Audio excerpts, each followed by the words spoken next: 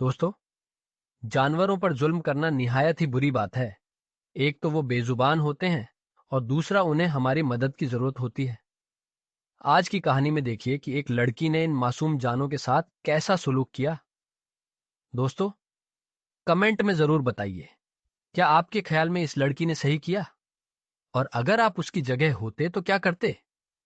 گرمیوں کی ایک دوپہر، ایک لڑکی گھر واپس آ رہی تھی کہ اسے قریب کے ایک خالی میدان سے بلیوں کے میاؤں میاؤں کرنے کی آواز سنائی دی۔ تجسس میں وہ آواز کے پیچھے چل پڑی۔ وہاں اس نے ایک گندے تالاب کے کنارے 3 آوارہ بلیوں کو دیکھا جو پانی پینے کی کوشش کر رہی تھیں۔ پانی کیچڑ، کچرے اور سوکھے پتوں سے بھرا ہوا تھا۔ بلیاں بہت پیاسی لگ رہی تھیں، مگر ان کے پاس پانی کا کوئی اور جھریا نہیں تھا۔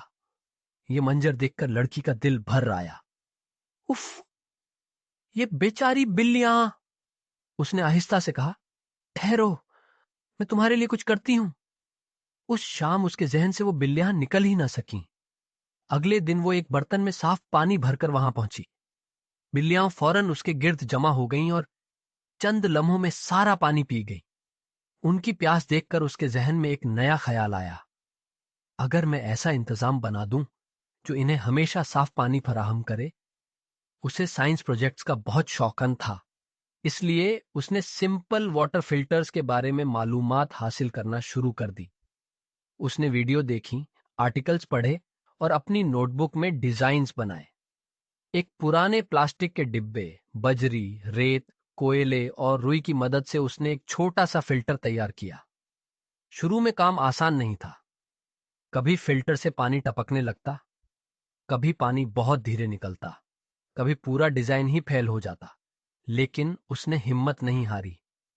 کئی دن کی محنت کے بعد آخر کار وہ ایک ایسا سادہ فلٹر بنانے میں کامیاب ہو گئی جو گندے تالاب کے پانی کو کافی حد تک صاف کر سکتا تھا۔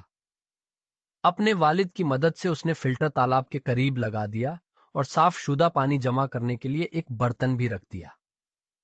پہلے دن وہ کچھ فاصلے پر کھڑی ہو کر دیکھتی رہی۔ ایک بلی آہستہ آہستہ آگے بڑھی، پھر دوسری اور پھر تیسری۔ کچھ ہی دیر میں تینوں بلیاں صاف پانی پی رہی تھی۔ یہ دیکھ کر اس کے چہرے پر مسکراہٹ آ گئی۔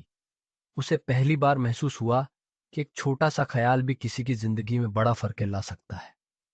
اگلے چند ہفتوں میں محلے کے لوگوں نے بھی اس کا کام دیکھا۔ کچھ لوگ بلیوں کے لیے تازہ پانی لانے لگے، کچھ نے ان کے لیے کھانا رکھنا شروع کر دیا۔ یوں 3 پیاسی بلیوں کی مدد کرنے کا ایک چھوٹا سا قدم پورے محلے کی کوشش بن گیا۔ اس گرمی میں اس لڑکی نے ایک اہم سبق سیکھا۔ دنیا بدلنے کے لیے امیر، مشہور یا طاقتور ہونا ضروری نہیں ہوتا۔ کبھی کبھی صرف ایک مسئلہ دیکھنا، اس کی پرواہ کرنا اور اس کے حل کے لیے قدم اٹھانا ہی کافی ہوتا ہے۔ اور جب بھی وہ تالاب کے پاس سے گزرتی اور بلیوں کو صاف پانی پیتے دیکھتی، اسے یقین ہو جاتا کہ اس کی محنت رائے گاؤں نہیں گئی، کیونکہ مہربانی کا ہر چھوٹا عمل بھی اہمیت رکھتا ہے۔